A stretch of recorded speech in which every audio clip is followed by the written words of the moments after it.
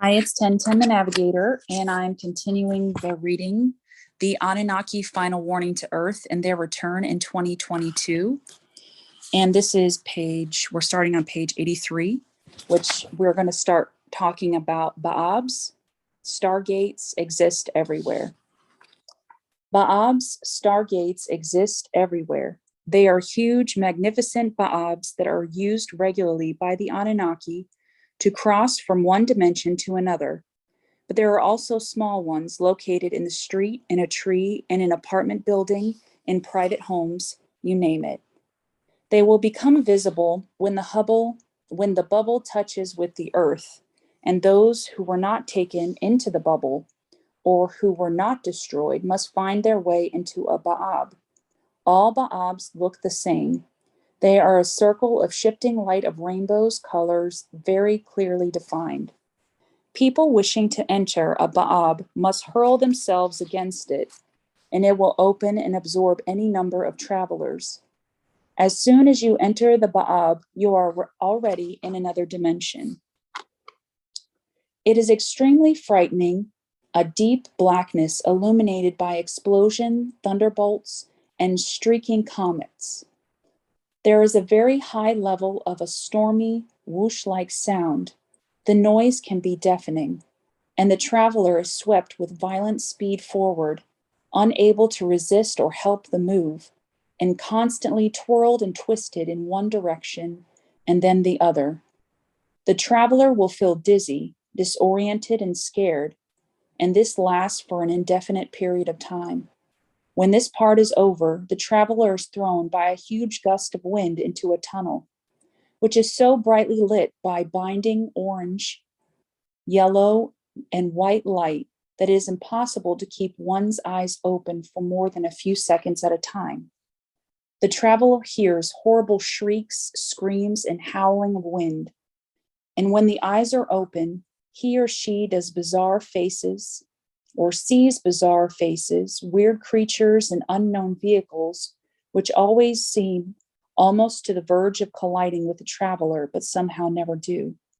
After a while, the traveler is thrown out of the tunnel into solid ground, which may be quite painful but not permanently harmful. The light becomes normal and the sounds stop.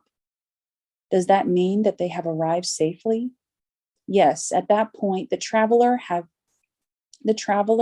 reached their destination.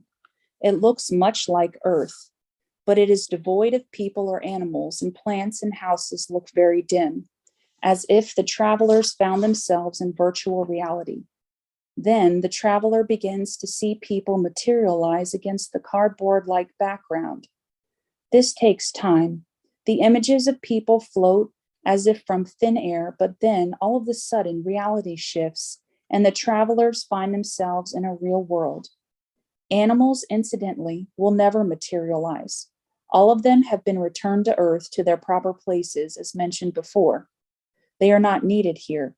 Since no animal labor or eating of animals is permitted by the Anunnaki, who abhor such practices. From then on, the travelers will eat only a vegetarian diet. In this dimension, the travelers will meet a few Anunnaki who will direct them to their evaluation and possible cleansing. Only those who make it would be returned to Earth. Those who cannot be cleansed will be sent through a Ba'ab to the dimension we have mentioned before, where they will live out their lives, but will not be able to reproduce. The Anunnaki do not wish to kill them, since they are not inherently evil like the heavily contaminated ones. But they cannot let them reproduce the bad DNA. The Anunnaki do not indulge in sentimental pity and are fully aware that any form of evil should not be allowed to exist.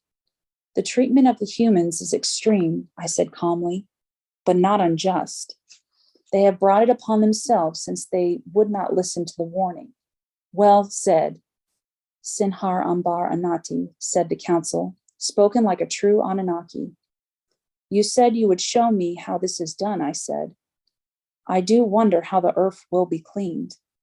Yes, said the council. Look at the Miria. Naturally, there was a huge Miria on one of the walls, and I waited while the council made preparations for the visions to appear. It will be emotionally harrowing to watch, that Sinhar Annati said. One of the council, are you sure you want to see it? Yes, I said. I think I should. Perhaps there is still something I can do. I think there is, said the council. And at this point, a small light appeared in the Miria.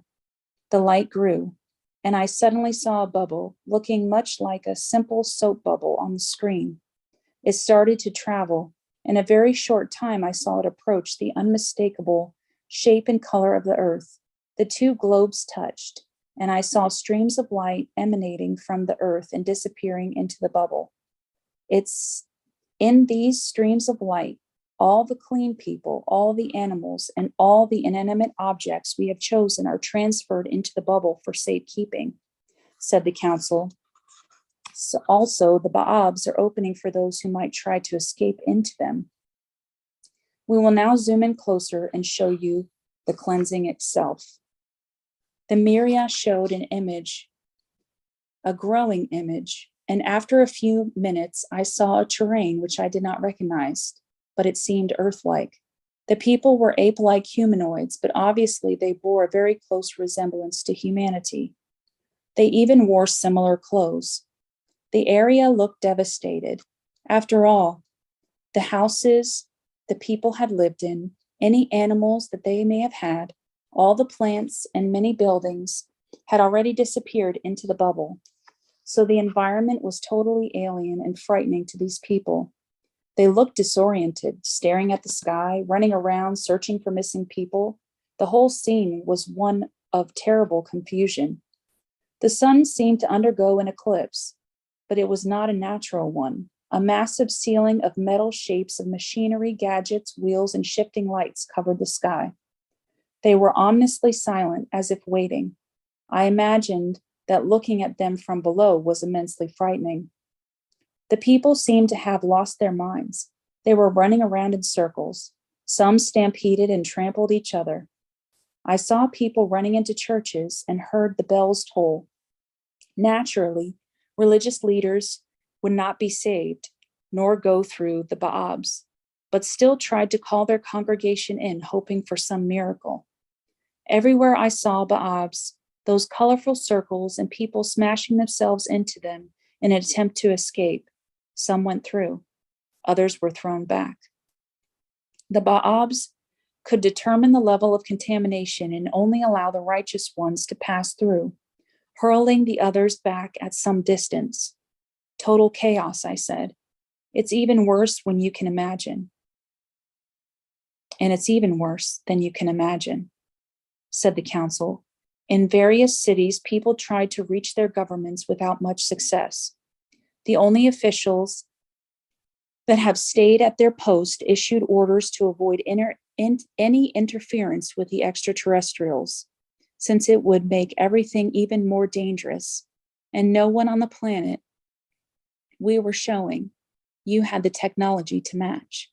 The officials' orders were ignored, particularly those in rural areas who were used to self-sufficiency. These people confronted the Anunnaki, started shooting at them with their guns. As in other areas, which of course had many good people living in them, only the violent ones have remained, since the others have already escaped. Acting stupidly, they annoyed the Anunnaki with their inept shooting until the Anunnaki decided to paralyze them with special beams of light for a limited time.